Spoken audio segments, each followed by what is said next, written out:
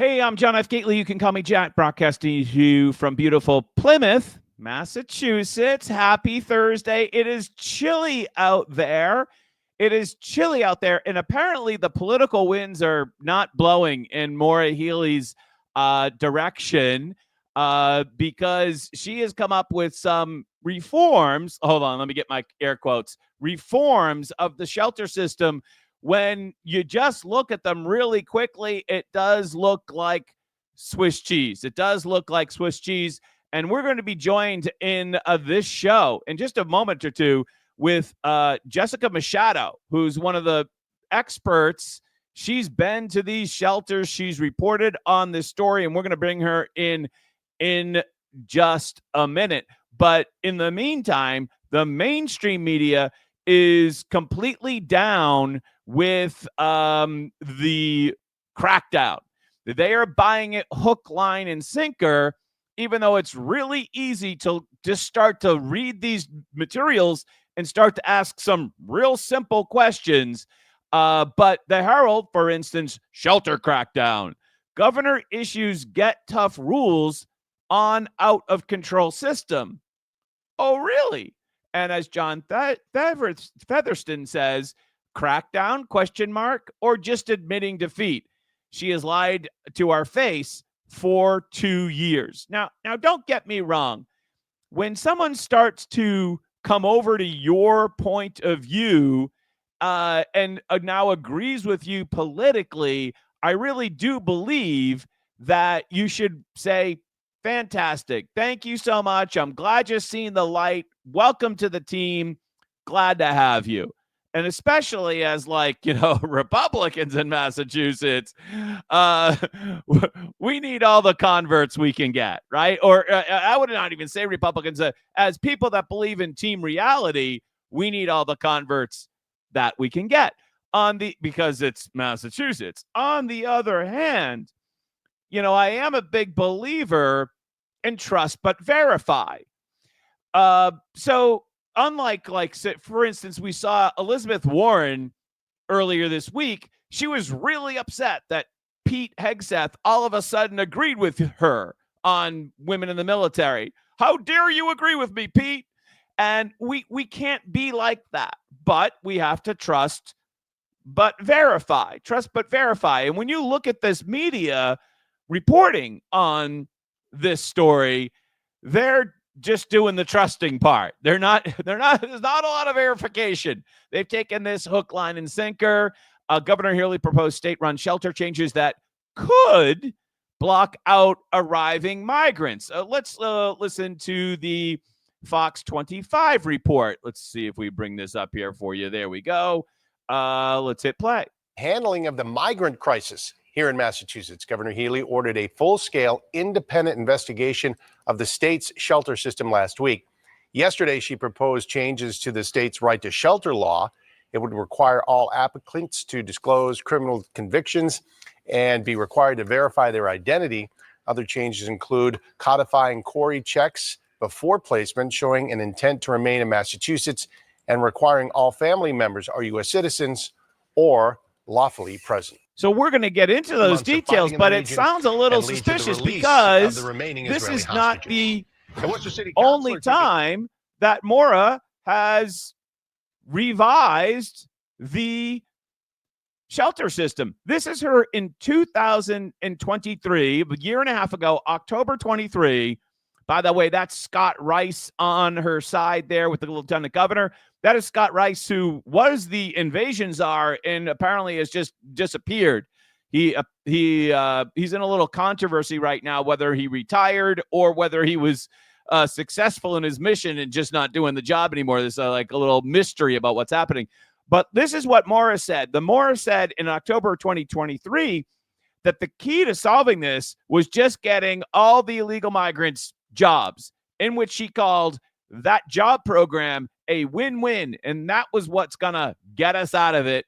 Listen to her October of 2023. Is this a signal to migrants who are not yet here that Massachusetts is full, that they should not come to Massachusetts? Well, it's certainly a communication that we are reaching capacity and therefore don't expect to be able to house people the way we've been able to house people in the existing infrastructure. Dr. How long will the job training program last, and how much capacity does it actually have to, I guess, how many people could it actually train at a time? Well, my hope is that it will last as long as it needs to. I mean, the goal here is to get people who are able working, and we certainly know that across industries we have a need. Employers are very much looking for assistance and a workforce here in Massachusetts, and that's why I characterize it as a win-win for the state. I hope there will be interest. I expect there will be interest based on the conversations that we've had with employers and the number of comments from employers about the need for workforce. So it is new. It is an innovation. It is an innovation born out of the situation and our need to try to manage the situation. So we hope to see it scale. I think there will be. If we could just manage the situation better, we have this new employment program that will get everyone permits. That's going to fix the problem. That's going to fix the problem. And before we bring in Jess, which is coming in really quickly, I want to just point to two incredibly obvious things that are obstacles to accomplishing the governor's proposals. And these are so obvious that it's astounding that the media did not cover them in their coverage of Maura's new plan. How many plans is this? I've lost track, but this is why we say we got to trust, but we got to verify. First off, there was a ruling by the SJC, the highest court in Massachusetts, last November that said that you could get shelter benefits without providing any ID. You don't need to provide ID. So I don't understand if based upon this shelter law, how can Maura identify everyone and do the Corey check on everyone if you're not required, according to the SJC, to even identify yourself? So that's question number one. And question number two is from a state senator, Ryan Fatman, who does not post on X very often, but when he does, I pay attention. And he asked, relative to bullet point number one, a very simple question, Senator Fatman, excellent observation. It's astounding that nobody else in the media asked this question. Please self-declare your criminality. Is that serious? And he's referring to this section here, bullet number one, strengthening criminal background checks. Governor Healey's proposal would require all applicants to disclose criminal convictions in Massachusetts or elsewhere. It will also codify the Executive Office of Policy relative to a Corey check prior to placement, which we're going to talk about that later in terms of the mechanics of getting that done, because I have some personal experience in telling you how difficult that is to get done. But the theory that a criminal is going to tell you about their criminal background is ridiculous. That's why we have Corey checks, right? Trust but verify. All right, so I want to bring in our resident expert, Jessica Machado, journalist Jessica Machado. Thank you so much for joining us, Jessica. Can this program be saved based upon what you've seen? Should it be saved? Good morning. Good morning, Jack. Before we start, I'd just like to disclose I have no criminal background, and I'm just going to ask you to take my word for that. Listen, I think this is all coming 2 years too late. These are provisions that, first of all, are not guaranteed at this point. So these background checks or changing the shelter system, these are things that are coming days before, or even being talked about days before we have a new federal administration with President Trump. It is very well documented that the president and his team are going to start looking into mass deportations of the people that were allowed across the border. And Maura Healey knows that. So why not make a solid college effort right here at the end when there are going to be sweeping changes coming in from a national side? I think, everybody really needs to give her far more credit than what you're giving her. She's unbelievably strategic and savvy. I think that this is not something that she felt pressured to do by the press. And although I think, the ground game of journalism really moved the needle when it came to, the Herald and the Globe picking up these stories. But I really do believe that this is a strategic move from her. Obviously, this is a midway point for her. Her State of the Union address is this evening. She's had 1 year under her belt, which means now it's time to start campaigning, right? So this is now the year for her reelection. I didn't know if you were stopping or pausing me for a second. So she's been there for almost 2 years now. Oh, that's right. But she's, this is re-election season for her. So if she's paying attention, which I believe a lot of, Democratic elected officials are, people are frustrated. We had communities like Fall River, for example, a blue collar city that has never voted for a Republican president, and they voted for Trump in the majority this year. So I think they're looking at this, and I'm not saying they want to accommodate your feelings or make you feel better about the policies and things that they're doing, but they definitely want to tap into the campaign strategy of at least making it look like they do. At least make it look like they do. So are you thinking that this is more like the same as that we've seen before? I mean, she's tried to reform this program in the past, and there's been all sorts of loopholes involved with those prior reform efforts that proved it didn't work. I mean, we're still at the last report that came out at the end of December. The average stay in EA shelter is 367 days. Yeah. So, I mean, let's look at the first piece that was being discussed, right? You need to have a minimum of 3 months in the state, right? We're not seeing planes of, migrants coming up to Boston as we were 2 years ago or a year ago. So, safe to say these people are already here. And, a 3-month, residency requirement is for who? I mean, they're already here. So that in itself, that particular piece to me is like a red flag in a relationship. Like, what do you mean? Like, this is something we need to do. They're here. They've been here a long time. And that's a peculiar, focus when we don't see people coming in the way that we did. You yourself, I know, were up at Logan watching these people staying at, airports and sitting in hallways. We don't have that now. They've already found their way into the shelter system. They've been there for far longer than 3 months. This 3-month residency requirement is ridiculous. But if you don't have to even prove who you are, how can they do a background check on you? This is giving me like all COVID vibes, right? Like you have to walk 3 feet away. You have to have masks, like the plastics and all of these things. Like, I know that historically we will look back on this and see how ridiculous all of this was. These are provisions that should have been put in place the minute these people crossed the border in Texas. And if not there, then before they came here. I know firsthand that how this was happening is plane loads of people were coming in and they were being moved to the Brazilian Workers Center, for example, which was like the epicenter of where these people were being kind of sent out into the state. There was no background checks being done there. There was no verification of who they were. You went with what you had and then they made do with that and moved you into these shelters. So these are things that, what's the statement? If he would, he could, or if he wanted to, he would, right? Like when you're dating guys, if they wanted to know who these people were, if they wanted their background checks, they would have done this. They didn't care. This is all just a big press move to try to lessen the temperament of the angry citizens of the state who have now started to really see, and only because this stuff is hitting mainstream media now, 2 years too late, where people are really starting to get nervous about the people that are in the state that are now, Jack, they're going to be leaving these shelters soon. These hotels are not going to be the way they are. The main effort here is to integrate these people into communities. So these criminals, these drug dealers, these rapists, these people who are abusing children, the people who are, abusing their domestic partners are soon going to be living right next door to you. And I think people are understanding how soon that's going to be coming. And they're trying to do damage control.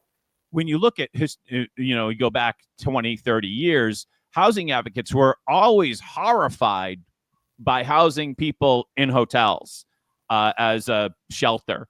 And I mean, that was always like, we have to get people out of the hotels. It's stigmatizing. You never want to send your kid to school and the school bus stops out front of the motel in the local town. It was just like, you want to get them integrated into the community. And at one point we were down to like, I think somewhere in the 5, 6, 7, 8 years ago, we were down to like a dozen families in hotels, like a very small number. And now we're thousands and thousands of people living in hotels. And they're trying to get back to that. The problem is in order to get them into the community, that's going to require a huge rental subsidy. And as we've mentioned before, I mean, the rent is already too damn high. Yeah, it's really actually just the planets are aligning when it comes to the housing crisis, I think. And, regular families, you're on Facebook all the time. I'm constantly seeing good families that are looking for affordable housing. It just doesn't exist. And when the housing that is getting built, which many of the new housing units in the Commonwealth are being forced to be built surrounding the rail line that, just went from Boston down to the South Coast here.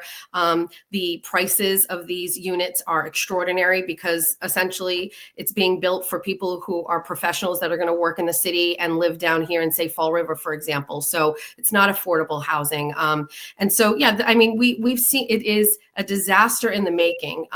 My only hope, and I'm sure that like-minded people agree, is that these people will actually just get deported. They did not come here legally. They did not follow the process of becoming residents of this country, and that the Trump administration will at least impact some of the 20,000 plus migrants that came here and remove them from our state. I'm optimistic that there will be some efforts to do that and we'll see some success. But as I've heard, Jack, local police departments and people on the inside are telling me that there are moves to try to get people out of the local hotels near us and get them into apartments fast because they want to protect them from being deported in, a sweeping move by the Trump administration. That pilot program that Maura has to move people from hotels, basically Healey hotels, into apartments is going very, very slowly. And I think any executive looking at how that pilot program went in 2024 has got to say, oh boy, I got to come up with another plan, because that was clearly, the performance of the pilot program was completely below par and certainly not at scale, affordable or effective in any way, shape. Here's my concern real quick. I'll throw it out to you, is that as Trump cracks down across the country, there are going to be some states that are sanctuary states, and Massachusetts appears to be in that category because we were the only state to have this law that, while the overall illegal immigration problem might subside because of Trump coming in and building the wall and sending the message, but that doesn't mean that people are here already in the country illegally might now just come to Massachusetts from other states, because Massachusetts still is competitively, from their point of view, it has a competitive advantage. So, we might get more population inbound from other states. I mean, best of luck paying for that. I mean, we're already going to be at the end of the, existing pool of cash that she's using. She's going to be asking for more money again. I really do think people are going to start rioting and saying, we just don't have the money. The other piece to this too, Jack, I think is, a critical component about what happens moving forward is local lawmakers, state representatives must be held accountable by residents like you and me. I really try to talk to people about how close and adjacent their state reps are. These are people that live in your community. They are making laws. They are voting on how cash is being spent. You can run into them at your local grocery store. These are not people that are out of touch. They're not in Washington. They're not in Boston all the time. They are local. They all have local offices. So your state reps all have a local office in your community or in their district. And you need to mobilize. You need to go to their office. You need to approach them and get a group together and say, we're holding you accountable here. You're not going to get reelected. You're going to lose your job. And I think if people start mobilizing and holding these local elected officials accountable, we can see some change.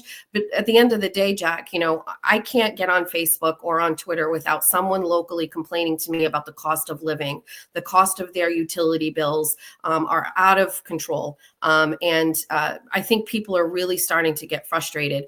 I think that the tide was already turning. Like I said, we've seen that with some communities voting red this time for the first time. Okay, so that's the first step. The next step is, you know, wide sweeping change with elected officials. So it starts somewhere. I mean, people in Massachusetts do not have to just throw their hands up and say, we can't do anything. They really, really can. All right, so let me go back to my first question. Governor Machado, can you reform it or should you reform it? I mean, I think, listen, I really liked your statement in the beginning. If somebody wants to come over and cross the aisle and make change, you should be open and accepting to that, but also cautious and guarded. I am not sure what could possibly be done here. One of the things that I think should be most of a priority. You have seen thousands of documents of incident reports coming out of these hotels. There are people here who are not being held legally accountable for all of these crimes. I've started to sift through this, Jack. I mean, it's every other incident involves domestic assault, domestic violence, knives, child neglect. Something has to be done immediately. Let's just say we cannot deport these people, and these are going to be longstanding members of our communities. There must be some way of holding these people accountable for these actions, and that should be a priority because I don't have confidence that there's going to be any widespread changes. I don't know if this can be reformed. I think we're on the tail end of this. Nobody knew was coming in, and I hope you're not right that internal migrants from around the country will come here. But let's just say we just have the pool of migrants that we have. We've got to work to hold these people accountable for what I think are really disgusting behaviors that are going to be right next door to us. So the first thing I would do is, Corey checks are ridiculous. You're Corey checking them up against what? The system of this country. They haven't lived here before. You have no idea about what their criminal background is in another country. You don't know where they're from. So Corey checks are just preposterous to me. They don't provide ID. And ID, right? So what I think is, you've got people that are committing domestic violence. You have people that are not being held accountable in the court system. They've got to start with that. And empower local law enforcement to take action. Empower local law enforcement to, hold these people accountable and figure stuff out. The other thing too, Jack, the domestic violence is really, really rampant in these shelters. And it's very unfortunate. And they're, if to these shelters. I'm not a big spender when it comes to government things. I really look, there's waste and fraud in all aspects of government spending. There must be more women's advocates here to help these women detach themselves from these violent men and protect their children. And I would be for some sort of revision where these women can go to only women's shelters. And again, the right to shelter law was originally meant to keep women and children safe. And the number one thing that I see in these incident reports are violence and domestic violence. These women are not protected. So something has to change with that. And I think if you look at the program, historically, that was one of the initial goals of the program, worthy goal, totally worthy public policy goal, which I totally 100% support. But it almost seems as if now the program itself is facilitating that. I think that's what you're saying. Yeah, it is. I mean, these women are integrated with people, that have violent backgrounds that we don't know about. And these incident reports, which I'll continue to detail, and, very grateful for the Mass GOP taking the initiative here to put in the requests for these. It's an extraordinary lot of documents to sift through. And then also just take a minute to John Featherston. I mean, his whistleblowing has really blown this open, and, it's very courageous for him to get out there and put this out. And he can put all the information out that he wants, but it's up to elected officials and, elected, members of like the GOP and even the Democratic Party to make change once this information is out there. It's low-hanging fruit for Republicans. They can take these things and, run a candidate against a Democrat in any district across the state and say, what have you done to help this? So I think there's going to be some real big wins for Republicans in 2026. But you know what? Democrats should make that change too, because it's not about the party. It's about, taxpayers and affordability of living and safe communities, which I think are really going to change. Right. I want to ask you just one more question or share something with you, and then I'll let you go because I know you have a busy day. And we'll probably see you sometime tonight at the State House. State of the State tonight at 7 p.m. Republican response shortly thereafter. Yes. Representative Vaughn from, I believe he's Rentham, is the he's response. In the 9th Norfolk district, I believe. No, thank you. And so from a mechanical point of view, even if you bought into the theory that a Corey check was going to catch all the bad guys, which I don't, I will tell you that for when you get an occupational license here in Massachusetts, before you sit for the exam, almost always, at least in the occupational licenses that I'm familiar with, you have to get a Corey check.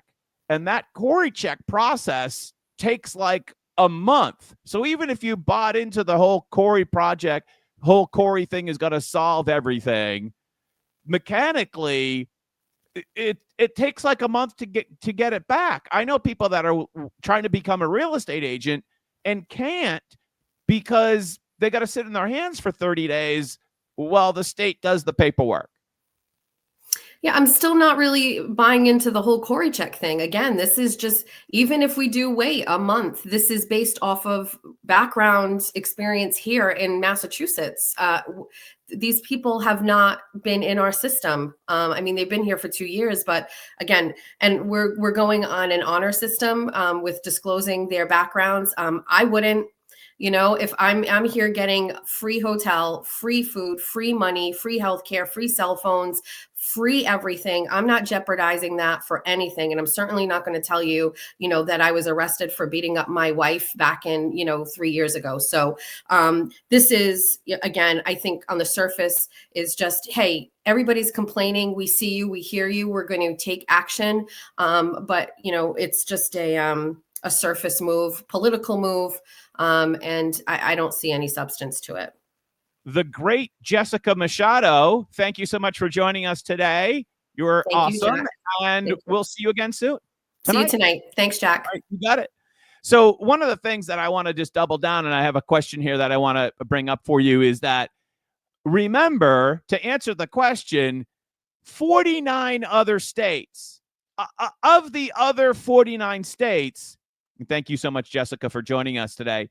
Of the other 49 states, none of the other 49 states are looking at Massachusetts and saying, oh, we should follow their lead. None, not even crazy California is looking at Massachusetts and saying, oh, yeah, they got it right. If only we had that program in Iowa or whatever state. None. All of the other states, remember, this is part of like living in the Massachusetts bubble. All of the other states are like, no, we're not doing that. Remember, New York City is under a court decree. They don't have a choice. But all the other states have a choice, and they've all made the opposite decision of Massachusetts. And also remember, this is not a right to shelter law. It's a shelter law.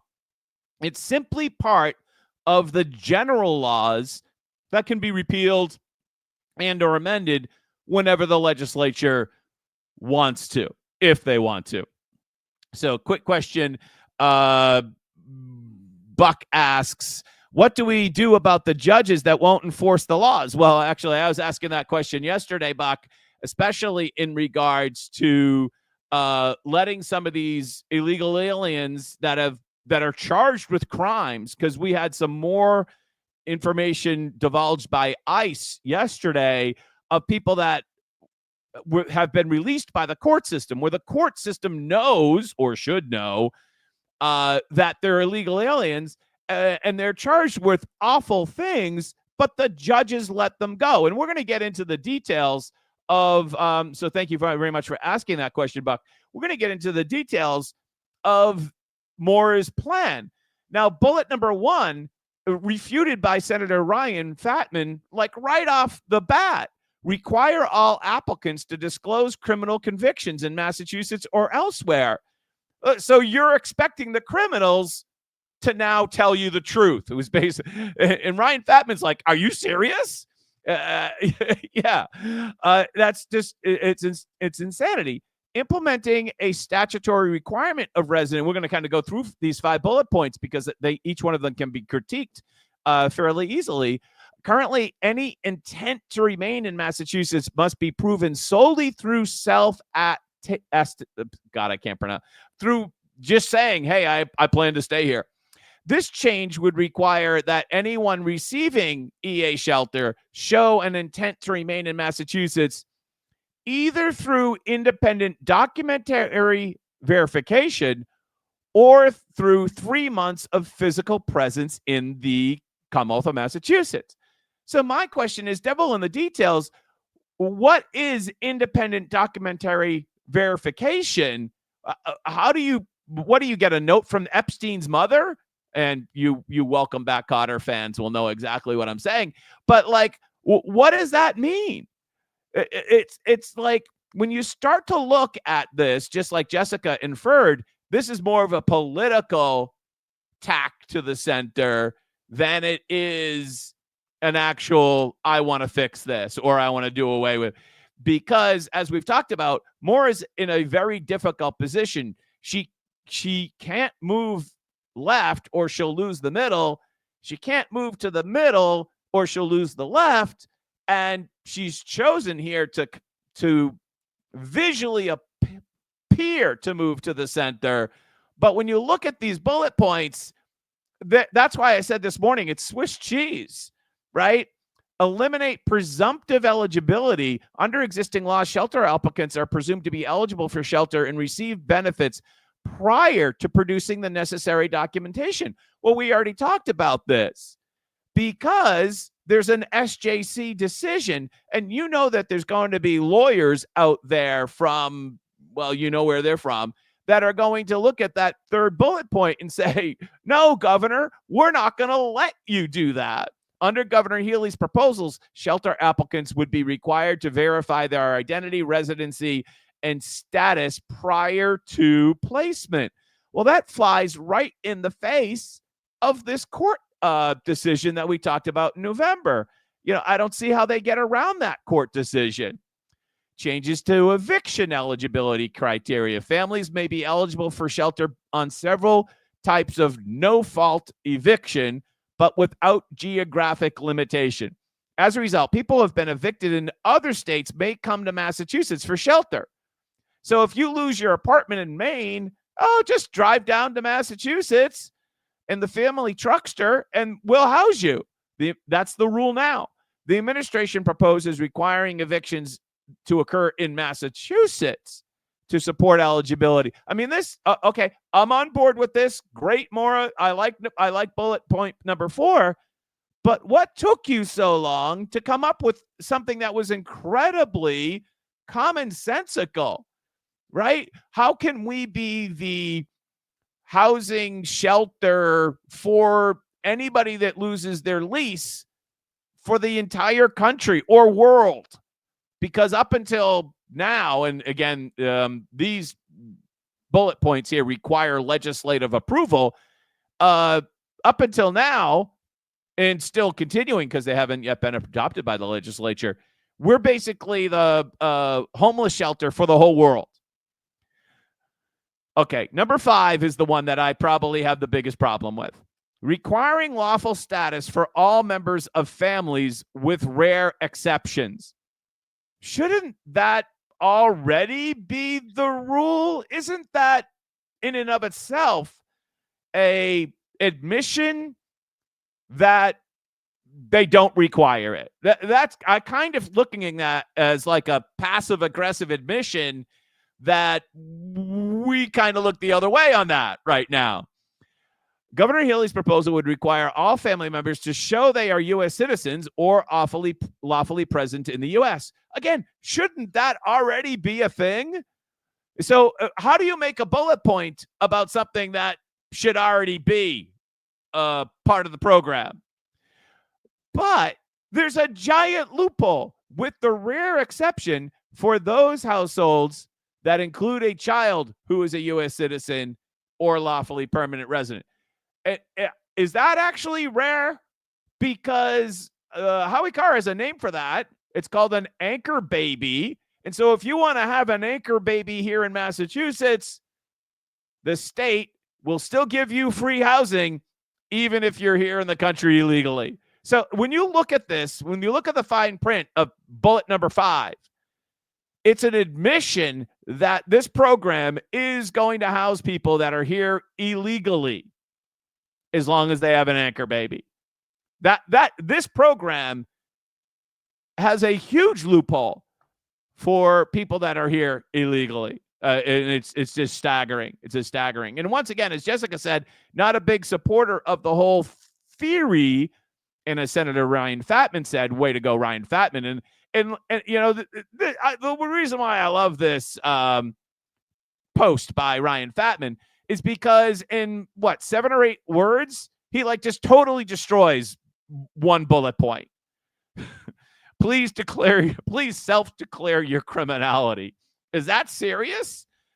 Now, I know that there are people, for instance, that are seeking their real estate license and they've had a little problem with the law in the past, and they do declare it. There's actually a place on the form where you can declare it. And I will also tell you that just like Jessica, I do not have a criminal record. And as Howie would say, and I think Jessica would say, you can trust me. I'm not like the others, right? No, I don't. And I don't think Jessica does either. But to think that the criminals are going to self-report is ridiculous. And way to go, Ryan Fatman, for pointing that out. It is absolutely positively ridiculous. But let me also just say, and these are, I think, anonymous Twitter profiles, but they make some really good points about this program. Again, no changes are necessary. This is Leo Kiley. Is Leo a real guy, or is it just a profile? I don't know. Mass shelter law does not apply to migrants. If you have a strict reading of the legislation of the law, which he quotes here, thank you very much, any person who enters the Commonwealth solely for the purpose of obtaining such benefits under this chapter shall not be considered a resident. So, as some lawyers might look at that and say right off the bat that there's a whole mess of people that are unqualified for the program. I think that would be the way to say it. Smoke and mirrors. Healey has repeatedly insisted that illegals are here legally. Well, that's a huge loophole. This whole parole program status is probably going to go away under the Trump administration. And that's how Democrats have always said, if you come across the border illegally, you're now here legally because you've been granted parole. And that's kind of not really accurate. Let's just put it that way. I don't believe for a second she's capable of screening these individuals or enforcing accountability. She's simply attempting to get these media off her back. Penny Baker, you've got bingo. That's exactly how I started this episode today. So exceptional opportunity, exceptional observation. I want to bring up the Republican plan. So yesterday, House and Senate Republicans in Massachusetts rolled out a plan to revise the shelter program. And let's bring this up on the screen here because I think this is a pretty good graphic. They want to amend the right to shelter law. Once again, let's stop using their language and just call it the shelter law, to require lawful presence en masse for 1 year, excluding victims of domestic violence and natural disasters in Massachusetts, as well as prioritize eligibility, I think, for people that are actually from Massachusetts. Limit shelter stays to 6 months, prevent violent actors from re-entering shelter system. That sounds pretty. If you misbehaved in the shelter or elsewhere, you shouldn't get back into the shelter. This is where we are. We're fighting over whether violent people can be in or not. Authorize those in law enforcement and the courts to honor ICE detainers for violent offenders. Okay, so this is where I think this provision could actually be stricter. I don't want to authorize law enforcement to do that. I want to require law enforcement and judges to do that. We've seen a judge here in Massachusetts wantonly avoid ICE, right? We have policy, we have no-go zones in some courthouses in Massachusetts where ICE, if you're an ICE official with a U.S. government uniform, you're not allowed in the courtroom. That's the thinking of some of these people. And so we can't just authorize them to honor ICE detainers. We have to require them to do so. And so I think that needs to be a little tighter and a little stricter. Requiring competitive bidding for all elements of migrant crisis response. Well, when we look at the reporting from Jessica Machado, she has definitely revealed the fact that some of these contracts are abusive to the taxpayer. Create an Office of Inspector General unit to provide oversight to the migrant crisis response. Again, this is the GOP House and Senate members' plan. I'm not a big fan of creating a special unit. I wouldn't mind if the Inspector General applied some resources to this solution, but I don't want like a special permanent part of the IG's office, because I want the problem to go away. And when you have a permanent unit, then what did Ronald Reagan say about everlasting life on Earth? Like nothing comes close to then a government agency, something like that, right? And then down here, some process things. They want monthly briefings, monthly accounting of all costs, a plan to scale down the effort to achieve sustainability, and a comprehensive audit of all costs involved. And again, I don't really think that you can scale this down. There is no scaling this down. This is a disaster right off the bat. One thing they did yesterday, and I want to thank Senator Tarr's office for sending this over to me. Thank you so much. Appreciate that. Is the House and Senate Republicans, led by Senator Tarr, sent a letter to our state auditor. We are writing to urge your office to commence a comprehensive audit of the Commonwealth's Emergency Assistance Family Shelter Program to help identify all existing shortcomings that require immediate attention and corrective action. And then they go through any number of different lack of progress, problems associated, huge influx. So they're kind of like saying to the state auditor, and I think they got a response, which I don't yet have. So I don't know exactly what the auditor responded to on that. But when I find out, I'll report it back to you. But I think the auditor responded, but I don't have it right off the tip of my tongue. So I'm going to hold off on saying what the response was. But thank you, Senator Tarr's office, for sending that. And I think it's a good move. I mean, we should have a state audit of the program. I don't know if you probably haven't, because you're like a normal person, but for government geeks like me, this is the report that you get every 2 weeks from the state detailing the EA housing program.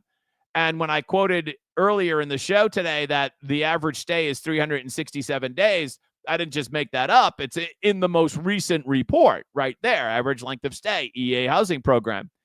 There's nowhere in this report, by the way, that supports Governor Healey's assertion that half of the people in the program are Massachusetts residents. And there is certainly no data in the program that supports any citizen percentage, because while she says half of the people are residents, I think when you actually dig deep into the program and actually find out how many people are actually United States citizens, when you ask how many people are United States citizens, which they do not ask in the intake form, you're going to find that that is a very, very small number. And I know this might be difficult on your eyes, but just wanted to scroll down here really quickly. This is the current FY25 cost for the program, $1.1 billion. $1.1 billion.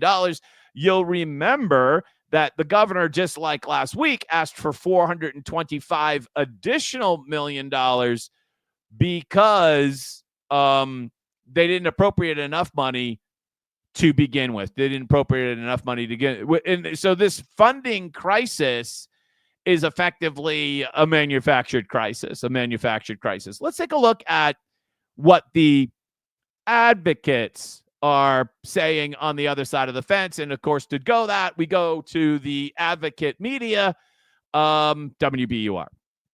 So they bought the line, hook, line, and sinker, that she's reforming the program, not the least of which basically everyone has missed the fact, except for Chris Van Buskirk, I'll give him credit for this, that all of this, or almost all of this, requires legislative approval. But here's what advocates are saying.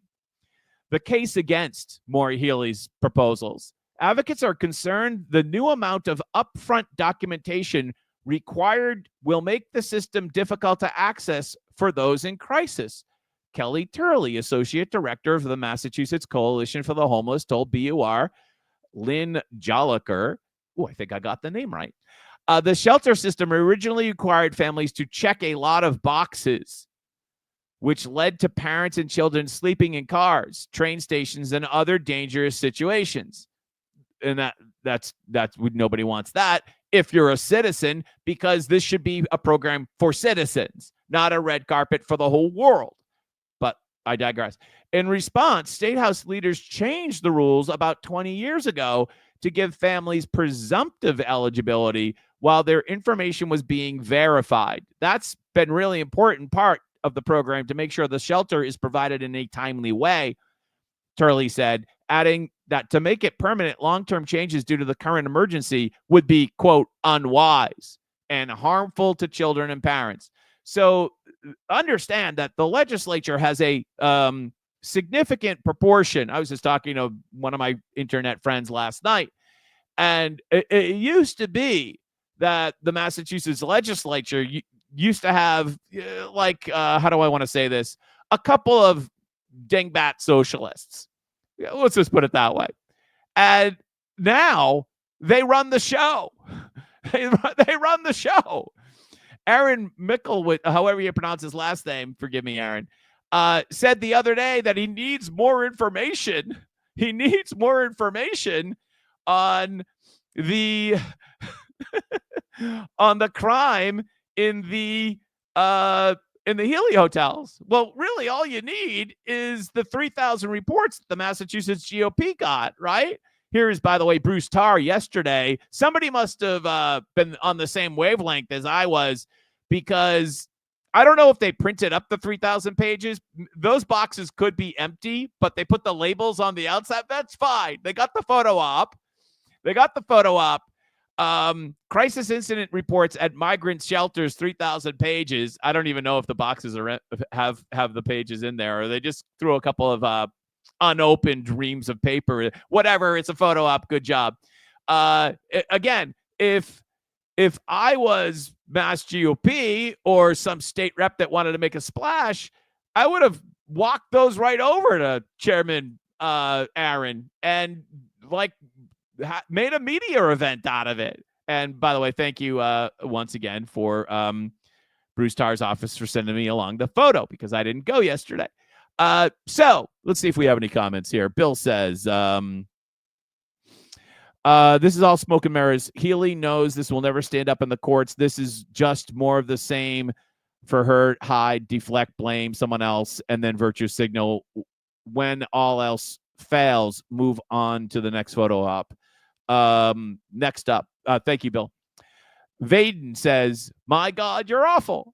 I think she's talking about me. Yeah. And Buck wanted to know, does Jess think that voter ID will ever be required again? Gee, I don't know, Buck. I didn't ask her. I'm sorry I didn't ask her. Has voter ID ever been required before? I don't ever remember it being ever required. But I'm so sorry that I'm awful, Vaden. If you know what, here's the thing. Here's the great thing about the media today. If you don't like what I have to say, just click the button. Yeah, off to the next thing. Off to the next thing. I'm awful. I love that comment. Thank you so much. You're awful too. All right. Anybody else? Question, comment, concern? Otherwise, I got a busy day. We're going to be at the State House today. And we have the state of the state. We have the response. And it's going to be a busy day. So I've got to run. Stay warm. It's cold outside. All right. Bye-bye. Talk to you later.